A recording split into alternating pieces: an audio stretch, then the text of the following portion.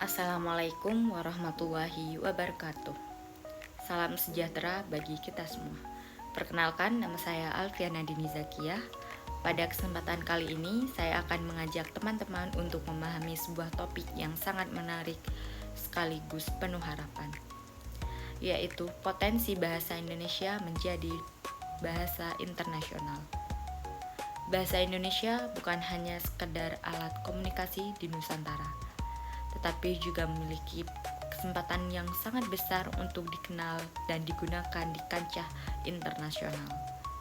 Melalui video ini, kita akan telaah lebih dalam bagaimana potensi itu muncul dan apa saja faktor pendukung dan tantangannya, serta bagaimana masa depan bahasa Indonesia di dunia internasional. Pada topik yang pertama, kita akan membahas mengenai sejarah dan makna bahasa Indonesia.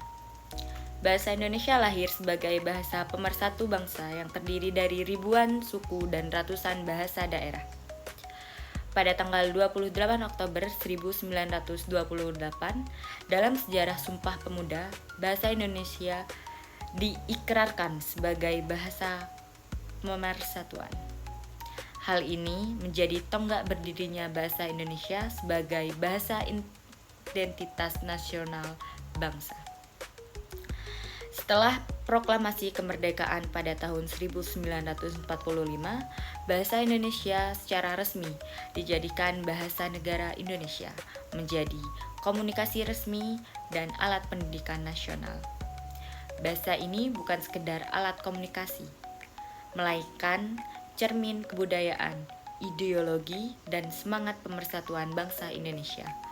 Melalui bahasa Indonesia, rakyat dari Sabang sampai Merauke dapat bersatu membangun identitas nasional yang sangat kokoh.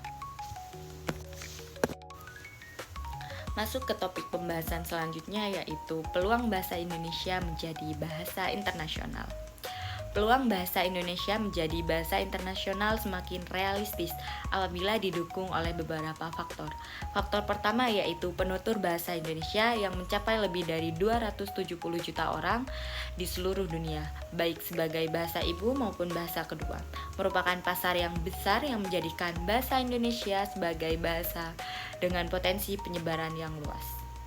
Faktor kedua yaitu kemajuan teknologi dan digitalisasi yang membuat kesempatan untuk mempromosikan bahasa Indonesia melalui platform sosial media, aplikasi pembelajaran bahasa, serta digital dan budaya pop Indonesia yang mulai mendunia seperti musik, film, dan kuliner.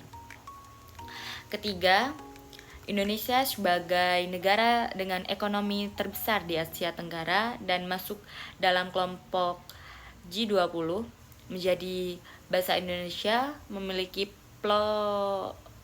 posisi yang strategis dalam hubungan bisnis dan diplomasi internasional.